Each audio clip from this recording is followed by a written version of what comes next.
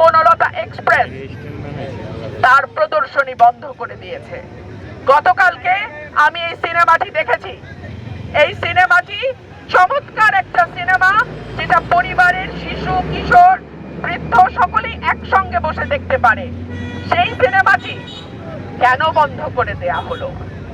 আমি যদি প্রশ্ন করি, যেই রাষ্ট্র 6 বছরের শিশুকে ধর্ষণ আর বলাৎকার থেকে রক্ষা করতে পারে না, যেই রাষ্ট্র 70 বছরের বৃদ্ধাকে ধর্ষণের হাত থেকে রক্ষা করতে পারে না, যেই রাষ্ট্রে প্রতিদিন 2 জনের উপরে মানুষ খুন হয়, যেই রাষ্ট্রে দুর্নীতি, দুঃশাসন, টাকা পাচার, ব্যাংক লুট, খুন, কোন রকম কোন অন্যায় বন্ধ করতে পারে নাই, সেই রাষ্ট্র কেন সিনেমা বন্ধের মদত দেয়?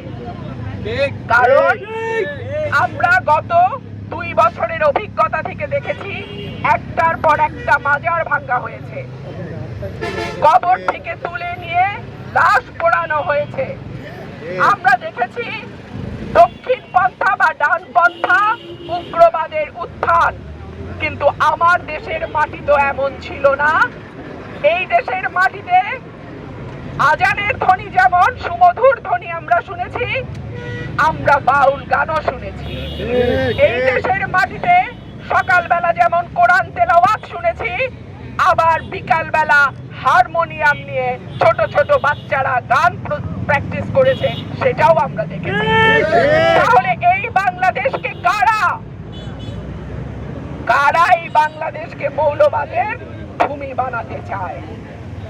এই প্রশ্ন আজকে আপনাদের মাধ্যমে আমি রেখে যাচ্ছি, এবং এই রাষ্ট্রের কাছে আমার দাবি থাকবে, যেই রাষ্ট্র কোনো অপরাধ বন্ধ করতে পারে নাই, যেই রাষ্ট্র ছোট ছোট শিশুদেরকে বলাৎকার আর ধর্ষণের হাত থেকে বাঁচাতে পারে নাই, সেই রাষ্ট্র আজকে কি করে বাংলাদেশকে, যেখানে সব রকম সাংস্কৃতিক কর্মকাণ্ড ধর্মের পাশাপাশি চলেছে, সেটাকে বন্ধ করে বাংলাদেশকে, পরের প্রজন্মকে অন্ধকারের দিকে নিয়ে যাওয়ার মদত দিচ্ছে?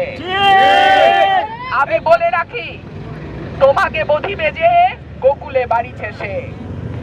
যাদেরকে আপনারা আজকে আশ্রয় প্রশ্রয় দিচ্ছেন, আপনাদের মদদে যারা আজকে গান, বাজনা, সাংস্কৃতিক কর্মকাণ্ড সব কিছুর উপরে শক্তভাবে প্রতিরোধ করে তোলার সাহস পাচ্ছে, একদিন তাদের হাতেই কিন্তু আপনারা পরাজিত হবেন। আমি আশা রাখবো শুভ বুদ্ধির উদয় হবে, সামনের প্রজন্মকে আমরা যেন সাংস্কৃতিক কর্মকাণ্ড থেকে দূরে না রাখি। মানুষ এবং সৃষ্টিকুলের অন্য প্রাণীদের মধ্যে পার্থক্য হলো মানুষ চিন্তা করতে পারে, মানুষের সৃজনশীলতা আছে, মানুষ গান, কবিতা লিখতে পারে, ভালোবাসে, তাদের মননশীল উৎকর্ষতা তারা তৈরি করতে পারে। এই রকম রাষ্ট্র আমরা আশা করি না, যেই রাষ্ট্র মানুষকে পেছনের দিকে নিয়ে যাবে, যেই রাষ্ট্র একটা অসাম্প্রদায়িক সকলের বাংলাদেশকে কোনো বিশেষ গোষ্ঠীর হাতে তুলে দেবার ষড়যন্ত্র করবে। খবরের কাগজ, নিখাদ, নির্ভীক, নিরপেক্ষ।